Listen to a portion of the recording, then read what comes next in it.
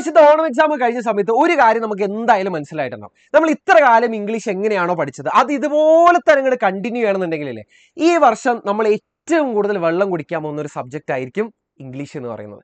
ഇപ്രാവശ്യം ഓണം എക്സാം കഴിഞ്ഞ് നമുക്ക് പേപ്പറൊക്കെ കിട്ടി തുടങ്ങുന്ന സമയമാണ്. നിങ്ങൾ പ്രതീക്ഷിച്ച ഒരു മാർക്ക് ഇംഗ്ലീഷിൽ കിട്ടിയെങ്കിലേ വെൽ ആൻഡ് ഗുഡ്, നിങ്ങൾ എടുത്ത പണിക്കുള്ള മാർക്കാണ് കിട്ടിയത്. പക്ഷെ നമുക്ക് അങ്ങനെ ആശ്വസിക്കാൻ പറ്റൂല. കാരണം ഇംഗ്ലീഷ് എന്ന് പറയുന്നത് കുറച്ച് അൺപ്രഡിക്റ്റബിൾ ആയിട്ടുള്ള ഒരു സബ്ജക്റ്റ് തന്നെയാണ്. പക്ഷെ ഏറ്റവും കൂടുതൽ ബഹുഭൂരിപക്ഷം കുട്ടികളും കംപ്ലൈന്റ് പറയുന്ന ഒരു സംഭവമാണ് ഇംഗ്ലീഷിൽ പ്രതീക്ഷിച്ച മാർക്കൊന്നും കിട്ടിയില്ല എന്ന് പറയുന്നത്. എവിടെയാണ് ശരിക്കും പറഞ്ഞാൽ അങ്ങനെ ഒരു പിഴവ് പറ്റുന്നത്? എവിടെയാണ് ശരിക്കും ഇംഗ്ലീഷിന്റെ മാർക്ക് പോകുന്നത്? നിങ്ങളൊന്ന് ശരിക്കും ഇരുത്തി ഒന്ന് ആലോചിച്ച് നോക്കിയേ. അങ്ങനെ ഇരുത്താനും പരത്താനും ഒന്നുമില്ല. ഭയങ്കര സിമ്പിൾ ആയിട്ട് തന്നെ എവിടെയാണ് മാർക്ക് പോകുന്നത് നമുക്ക് സിമ്പിൾ ആയിട്ട് തന്നെ പറയുന്നത് അത്ര വലിയ ആഗോള പ്രശ്നമൊന്നുമല്ല. ഒന്നാമതായിട്ട് നമ്മൾ ഓരോ ചാപ്റ്ററും എങ്ങനെയാണ് പഠിക്കുന്നുള്ളത് എന്നതിന് ഡിപ്പെൻഡ് ചെയ്തിരിക്കും നിങ്ങൾ എത്ര സമയം എടുത്തിട്ടാണ് പഠിച്ചെന്നുള്ളത്. ഇപ്പോൾ വേണമെന്നുണ്ടെങ്കിൽ നിങ്ങൾക്ക് ടെക്സ്റ്റ് ബുക്ക് മാത്രം ബേസ് ചെയ്തിട്ട് പഠിക്കാം. നിങ്ങൾക്ക് അറിയാലോ അത്യാവശ്യം കുറേ ഉണ്ട്, ഒരു 5-6 ചാപ്റ്റർ നമുക്ക് ഓണം എക്സാമിന് തന്നെ പഠിക്കാനുണ്ട്. ഇത് അത്രയും ടെക്സ്റ്റ് ബുക്ക് മാത്രം ബേസ് ചെയ്തിട്ട് പഠിക്കുകയാണെന്നുണ്ടെങ്കിലേ ഇതിൽ കൃത്യമായിട്ട് എവിടെ നിന്നൊക്കെ ആയിരിക്കും ചോദ്യങ്ങൾ വരിക, ഇതിൽ പ്രധാനപ്പെട്ട പോയിന്റുകൾ എന്തൊക്കെയാണ്, എക്സാമിന് നമ്മൾ എന്തൊക്കെയാണ് പഠിച്ചു പോകുന്നത്, ഇതൊന്നും നമ്മൾ അറിയില്ല.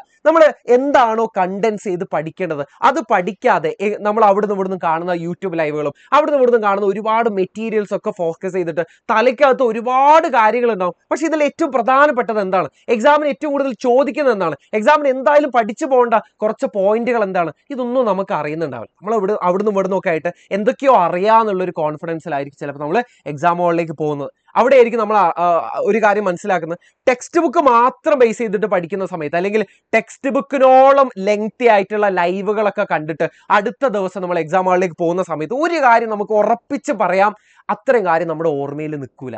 അത്രയും കാര്യം ഓർമ്മയിൽ നിൽക്കാത്തത് കൊണ്ട് തന്നെ ആ മെനക്കെട്ടതൊക്കെ അല്ലെങ്കിൽ ആ എടുത്ത പണിയൊക്കെ ശരിക്കും വേസ്റ്റ് ആയി പോവാണ് ചെയ്യാറ്. അപ്പൊ അതുകൊണ്ട് തന്നെ നമ്മൾ ചാപ്റ്ററിന്റെ സമ്മറി പഠിക്കുന്ന സമയത്ത് കുറച്ച് പൊടിക്കൈകൾ നമ്മൾ ഉപയോഗിച്ചേ പറ്റുള്ളൂ. എന്താണോ എക്സാമിന് ആവശ്യമുള്ളത് അത് മാത്രം പഠിക്കുക എന്നുള്ളതായിരിക്കണം. നല്ല മാർക്ക് ആണ് നമ്മുടെ ഒരു ഉദ്ദേശം എന്നുണ്ടെങ്കിൽ അതായിരിക്കണം നമ്മുടെ സ്ട്രാറ്റജി എന്ന് പറയുന്നത്. വേറൊരു കാര്യം പറയട്ടെ, ഇപ്രാവശ്യം ഈ വർഷം കുറച്ച് പുതിയ ഡിസ്കോഴ്സുകളൊക്കെ നമ്മൾ പഠിച്ചിട്ടുണ്ടാവും. 1, 2, 3 പുതിയതായിട്ട് പഠിക്കുന്നുള്ളൂ. ഇപ്പോൾ ഒരു ഉദാഹരണം പറയുകയാണെങ്കിൽ പോയം കമ്പാരിസൺ 8 മാർക്കിനൊക്കെ ചോദിക്കുന്ന ക്വസ്റ്റ്യൻ ആ പോയം കമ്പാരിസൺ എന്ന് പറയുന്നത്. അപ്പൊ ഇത് കഴിഞ്ഞ വർഷം നമ്മൾ പഠിച്ചിട്ടില്ല, അല്ലെങ്കിൽ അതിന് മുന്നത്തെ വർഷങ്ങളിലൊന്നും നമുക്ക് ഇത് പരിചയമില്ലാത്ത സാധനമാണ്. അതുകൊണ്ട് തന്നെ ഇത് 8 മാർക്കിനും 10 മാർക്കിനൊക്കെ ചോദിക്കുന്ന വലിയ ചോദ്യങ്ങളായതുകൊണ്ട് തന്നെ ഇത് നിങ്ങൾക്ക് അറിയില്ല എന്നുണ്ടെങ്കിലേ അവിടെ നിങ്ങളുടെ ഒരുപാട് മാർക്ക് പോയിട്ടുണ്ടാവും. വേറെ ഒന്നാണല്ലോ നമ്മുടെ ഈ ഒരു 10 മുതൽ 12 മാർക്കിന് വരെ ചോദിക്കുന്ന ഗ്രാമർ എന്ന് പറയുന്നതും ഇതുപോലെ തന്നെയാണ്. ഫണ്ടമെന്റലി ബേസിക്കിന് നിങ്ങൾ വില കുറച്ച് കാണുന്നത് കൊണ്ടാണ് ഒരുപാട് മാർക്ക് പോയത്. അതായത് ചാപ്റ്റർ എങ്ങനെ പഠിക്കണം, ബേസിക് ആയ കാര്യമാണ്. അതായത് ഡിസ്കോഴ്സുകൾ ഏതൊക്കെയാണ് ഈ വർഷം പുതിയതായിട്ടുള്ളത് സാറേ, അത് ഞാൻ പഠിച്ചിട്ടുണ്ടായിരുന്നില്ല. ബേസിക് ആയ കാര്യമാണ്. നിങ്ങൾ ഗ്രാമർ, പുതിയതായിട്ടുള്ള ഗ്രാമർ ഒന്നും ഇവിടെ അധികം ഇല്ല. നമ്മൾ ഇതുവരെ കഴിഞ്ഞ വർഷങ്ങളിലൊക്കെ പഠിച്ച സാധനം തന്നെ കുറച്ചൊരു ഡോസ് കൂടിയ സാധനം തന്നേ ഉള്ളൂ. പക്ഷെ നിങ്ങൾക്ക് ഇത് ബേസിക് ആയിട്ട് പോലും നമുക്ക് ചിലപ്പോൾ ഇതിന്റെ പല ബേസിക് ടോപ്പിക്കുകളും അറിയാത്തത് കാരണം തന്നെയാണ് നമ്മുടെ ഒരു മെയിൻ മാർക്ക് നഷ്ടപ്പെട്ടിട്ടുള്ളത്.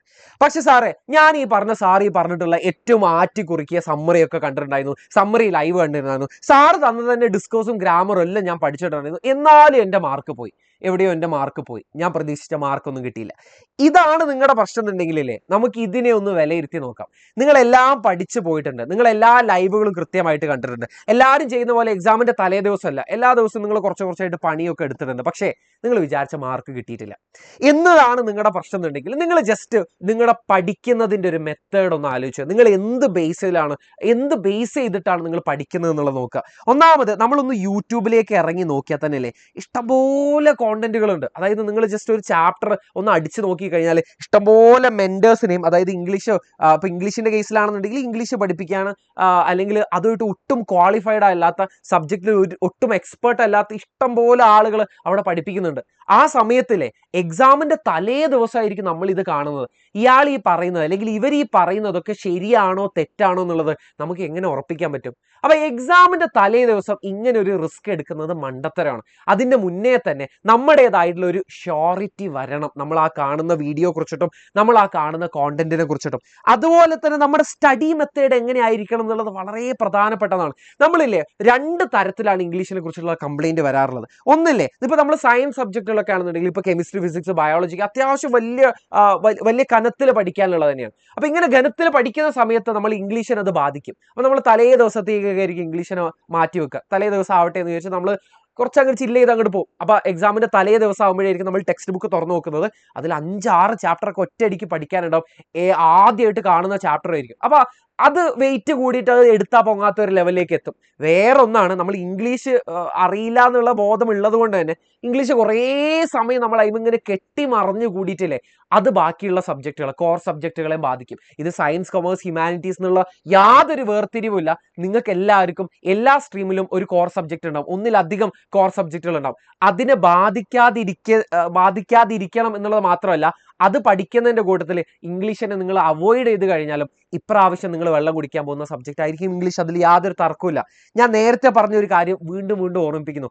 ഇംഗ്ലീഷ് പഠിക്കുന്ന സമയത്ത് നമ്മൾ അതിന്റെ ബേസിക്സിനെ ബഹുമാനിച്ചേ പറ്റുള്ളൂ. അതിന് കുറച്ച് റെസ്പെക്ട് കൊടുത്തേ മതിയാവുള്ളൂ. വേറെ വഴിയൊന്നുമില്ല.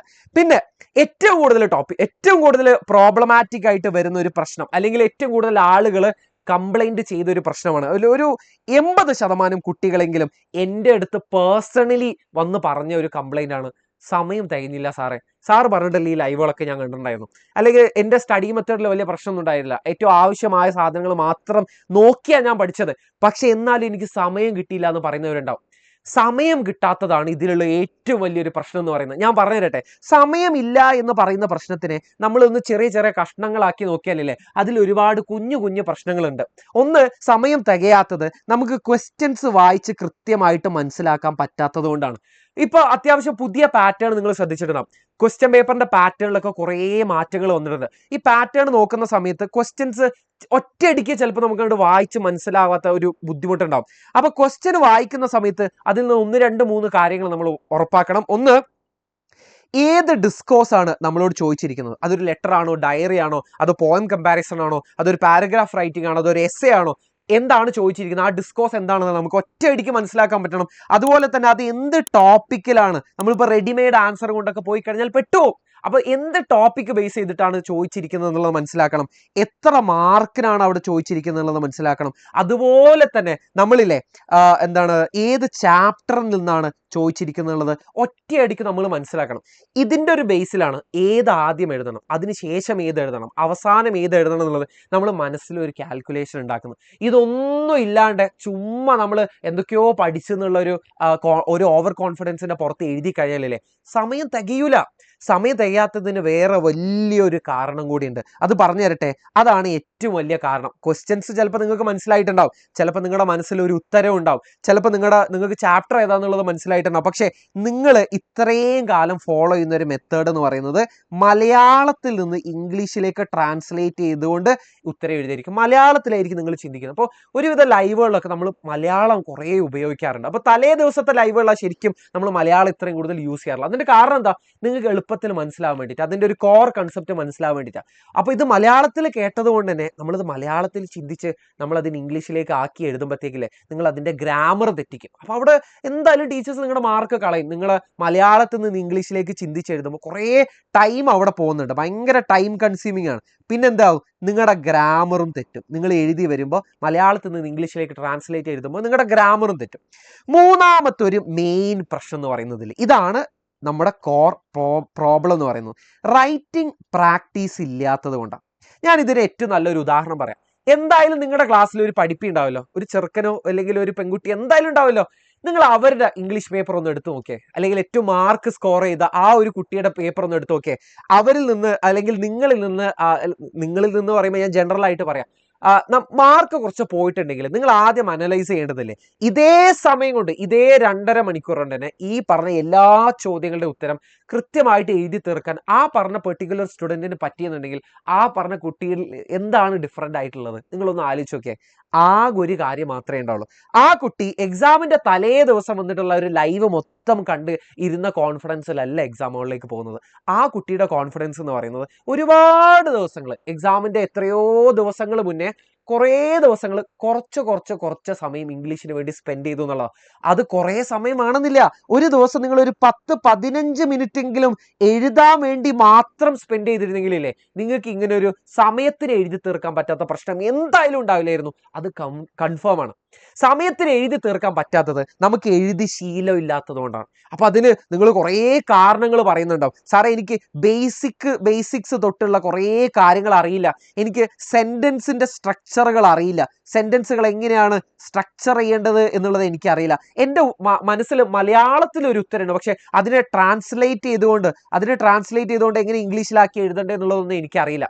അപ്പൊ ബേസിക് തൊട്ട് അറിയാത്തതിന്റെ കുറേ പ്രശ്നങ്ങളുണ്ടാവും. അപ്പൊ ബേസിക്സ് അറിയുന്നവരും പിന്നെ അതിനെ എങ്ങനെ ഇംഗ്ലീഷിലാക്കി നന്നാക്കി ഇമ്പ്രൂവ് ആക്കി എഴുതാം എന്നുള്ളതൊക്കെ അറിയാത്തതിന്റെ ഒരു പ്രശ്നം ഉണ്ടാവും. സോ ഈ പറഞ്ഞതൊക്കെയാണ് പ്രശ്നം മെയിനായിട്ട്. നമ്മളിപ്പോൾ സമയമില്ലാത്തതുണ്ട്, നമ്മൾ നേരാവണ്ണം പഠിക്കാത്തതുണ്ട്, നമ്മൾ ഒരുപാട് പഠിക്കുന്നത് ഒരു പ്രശ്നമാണ്. ഒരുപാട് പഠിക്കുക എന്ന് പറയുമ്പോൾ അല്ലേ, റൈറ്റ് മെത്തേഡ് യൂസ് ചെയ്യാതെ പഠിച്ചതും ഒരു വലിയ പ്രശ്നം തന്നെയാണ്. അപ്പൊ എന്താണ് നമ്മളിപ്പോൾ കുറേ നേരം നമ്മൾ പ്രശ്നമാണ് നിങ്ങൾക്ക് മാർക്ക് പോയി അല്ലെങ്കിൽ നിങ്ങളുടെ കോൺഫിഡൻസ് കളയുന്നതിലല്ല കാര്യം. നമ്മൾ ഇതിന് എന്താണ് ഒരു പരിഹാരം, എഫക്റ്റീവായിട്ട് നമുക്കിപ്പോൾ എന്താ ചെയ്യാൻ പറ്റുക? ഇതിനു വേണ്ടിയിട്ടാണ് നമ്മളൊരു ഇംഗ്ലീഷ് ക്ലബ്ബ് എന്നുള്ളൊരു ആശയമായിട്ട് വന്നിരിക്കുന്നത്. ഇതിൻ്റെ ഒരു ഐഡിയ ഇത്രയേ ഉള്ളൂ. അതായത് നമ്മൾ എല്ലാ ആഴ്ചകളിലും ഒരു സെഷനെങ്കിലും വെച്ചിട്ട് നമ്മൾ മെയിനായിട്ട് നോക്കുന്നത് ഗ്രാമറിലുള്ള അതായത് ബേസിക്സ് അറിയാതെ നമ്മളിപ്പോൾ പുതിയ ഗ്രാമറുകളൊന്നും പഠിച്ചാൽ നമ്മുടെ തലയിൽ കയറില്ല. അതേപോലെ തന്നെ പല ഡിസ്കോഴ്സുകളും നമ്മൾ കഴിഞ്ഞ വർഷങ്ങളിലൊക്കെ പഠിച്ചതാണ്, പക്ഷെ ഇപ്പോഴും നമുക്ക് അതിൻ്റെ ഒരു സ്ട്രക്ചറും കാര്യങ്ങളൊന്നും അറിയില്ല. എക്സാമിന്റെ തലേ ദിവസത്തെ ലൈവിൽ നമുക്ക് മാക്സിമം എത്ര മനസ്സിലാവും, അതിനൊക്കെ ഒരു ലിമിറ്റേഷൻ ഉണ്ട്. അപ്പൊ ഈ ഡിസ്കോഴ്സുകളുടെ ഒക്കെ ബേസിക്സ്, ഗ്രാമറിന്റെ ഒക്കെ ബേസിക്സ് പഠിച്ചെടുക്കുക എന്നുള്ളതാണ് ഇംഗ്ലീഷ് ക്ലബിന്റെ മെയിൻ ആയിട്ടുള്ള അജണ്ട എന്ന് പറയുന്നത്. സോ ഇത് മെയിൻ ആയിട്ട് നമ്മുടെ ഫാസ്റ്റ് ട്രാക്ക് ബാച്ചിലുള്ള ഒരു എക്സ്ക്ലൂസീവ് ഫീച്ചറാണ്. ഫാസ്റ്റ് ട്രാക്ക് ബാച്ചിനെ കുറിച്ചിട്ട് കൂടെ നിങ്ങൾ ഇതുവരെയായിട്ട് കേട്ടിട്ടില്ല എന്നുണ്ടെങ്കിൽ ഞാൻ അതും കൂടെ ഒന്ന് പറഞ്ഞ് പരിചയപ്പെടുത്താം. ഇപ്രാവശ്യത്തെ ഏറ്റവും കൂടുതൽ ചാലഞ്ചിങ് ആയ ഒരു സാധനം എന്ന് പറയുന്നത് പുതിയ എക്സാം പാറ്റേൺ ആണ്. എക്സാം പാറ്റേൺ കംപ്ലീറ്റ് ആയിട്ട് മാറിപ്പോയി. അത് എല്ലാ വർഷങ്ങളിലും അതൊരു പുതുക്കുന്നതാണ്, പക്ഷെ ഇപ്രാവശ്യം വലിയൊരു ഡ്രാസ്റ്റിക് ചേഞ്ച് തന്നെ വന്നിട്ടുണ്ട്. വലിയ ചെറിയ എടുത്തു പറയേണ്ട മാറ്റങ്ങൾ തന്നെ ഇപ്രാവശ്യം നമുക്ക് കാണാൻ വേണ്ടി പറ്റും. അപ്പൊ നമ്മൾ ഈ ഒരു ഫാസ്റ്റ് ട്രാക്ക് ബാച്ചിന്റെ ഫോക്കസ് എന്ന് പറയുന്നത് പുതിയ രീതികളാണ്, പുതിയ എക്സാം പാറ്റേണുകളാണ് ഇവിടുത്തെ ഹൈലൈറ്റ് എന്ന് പറയുന്നത്. പിന്നെ പ്രധാനപ്പെട്ട മറ്റൊരു കാര്യം എന്ന് പറയുന്നത് നമ്മളൊരു ക്രിസ്മസ് ആകുമ്പോഴത്തേക്ക് കംപ്ലീറ്റ് പോർഷൻസ് തീർക്കുക എന്നുള്ള ഒരു ലക്ഷ്യത്തോടു കൂടിയാണ് ഈ ഒരു ബാച്ച് സ്റ്റാർട്ട് ചെയ്തിട്ടുള്ളത്. അതിനുശേഷം ക്രിസ്മസിന് ശേഷം ജാനുവരി തൊട്ടിട്ട് നമ്മൾ മെയിനായിട്ട് റിവിഷൻ ആയിരിക്കും. അപ്പൊ നിങ്ങൾക്ക് ഇതുകൊണ്ടുള്ള ഒരു മെച്ചം എന്താണെന്ന് വെച്ചാൽ, ഇപ്പോൾ ഇംഗ്ലീഷ് ക്ലബ്ബ് പോലെയുള്ള അല്ല ബാക്കിയുള്ള എല്ലാ സബ്ജക്റ്റുകൾക്കും ഒരു പെർട്ടിക്കുലർ ക്ലബ്ബ് ഉണ്ടായിരിക്കും. അപ്പൊ ആ ക്ലബ്ബിൽ നിന്ന് നമുക്ക് ഒരുപാട് ഇതുപോലത്തെ ബേസിക് ആയ കാര്യങ്ങൾ പഠിച്ചെടുക്കുക എന്നുള്ളതാണ് ഇതിന്റെ ഏറ്റവും ഉപകാരപ്രദമായിട്ടുള്ള ഒരു ഫീച്ചർ എന്ന് പറയുന്നത്. അപ്പൊ നമുക്ക് നിങ്ങൾ ഏറ്റവും പുറകിലാണ്, അല്ലെങ്കിൽ ഇതുവരെയായിട്ട് ഞാനൊരു ട്യൂഷൻ സെന്ററിലൊന്നും പോയിട്ടില്ല, ഇതുവരെ ഞാൻ വേറെ ഒരു കോച്ചിങ്ങിനൊന്നും പോയിട്ടില്ല എന്നുള്ളൊരു വിഷമം അല്ലെങ്കിൽ ആ ഒരു വേവലാതി നിങ്ങൾക്ക് ഉണ്ടെങ്കിൽ അത് അത്രയും നിങ്ങൾക്ക് ഇവിടെ സോൾവ് ചെയ്യാൻ വേണ്ടി പറ്റും. നിങ്ങളുടെ വെരി ബേസിക്സിൽ നിന്ന്, അത് ക്ലബ്ബുകളായിക്കോട്ടെ, അത് കേരളത്തിലെ ഏറ്റവും പ്രഗത്ഭരായിട്ടുള്ള ടീച്ചേഴ്സിന്റെ ഗൈഡൻസ് ആയിക്കോട്ടെ, നിങ്ങൾക്ക് എക്സ്ട്രാ കിട്ടുന്ന മെന്റർഷിപ്പുകളായിക്കോട്ടെ, നിങ്ങൾ ഒരുപാട് പ്രിപ്പയർ ചെയ്യിക്കുന്ന എക്സാം ടെസ്റ്റുകളായിക്കോട്ടെ, എല്ലാ അർത്ഥത്തിലും ക്രിസ്മസ് ആകുമ്പോഴത്തേക്ക് നമ്മളൊരു ക്ലാസ് ടോപ്പർ ആവാനുള്ള എല്ലാ തരത്തിലും നമ്മൾ റെഡി ആയിരിക്കും. അത് മാനസികമായിട്ടും നമ്മളതിൻ്റെ ബാക്കിയുള്ള പ്രിപ്പറേഷനിലൊക്കെ ആയിട്ടും നമ്മളതിന് കംപ്ലീറ്റ്ലി റെഡി ആയിരിക്കും. ഇപ്പം നിങ്ങൾ ആകെ ചെയ്യേണ്ടത് എന്താണെന്ന് വെച്ചാൽ, സെപ്റ്റംബർ 15 തീയതിക്ക് മുന്നേ നിങ്ങൾ രജിസ്റ്റർ ചെയ്യുകയാണെന്നുണ്ടെങ്കിൽ നിങ്ങൾക്ക് ഇതാ ഈ ഒരു ഓഫർ പ്രൈസിലായിരിക്കും നിങ്ങൾക്ക് ഇത് കിട്ടുന്നത്. ഇത് +1-നും അതുപോലെ തന്നെ +2-നും കൂടെയാണ് ഞാൻ പറയുന്നത്.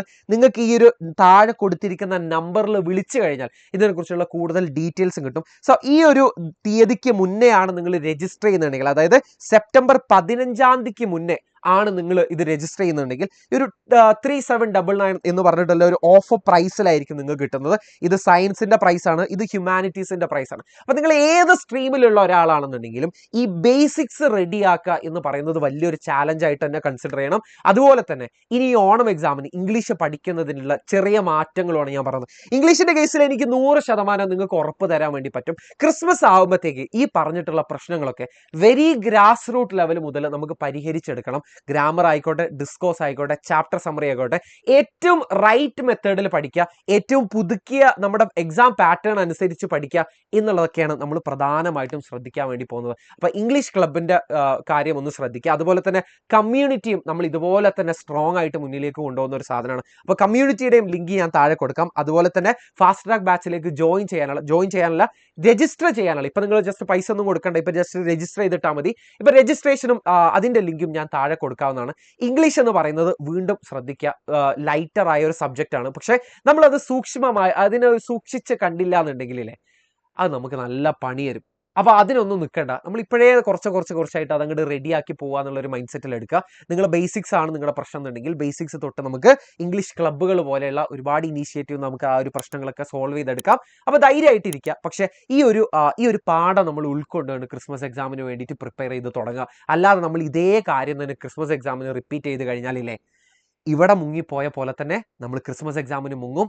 അതിലുപരിയായിട്ട് നമ്മുടെ ഫൈനൽ എക്സാമിലും നമ്മൾ മുങ്ങിപ്പോകും. Okay, by.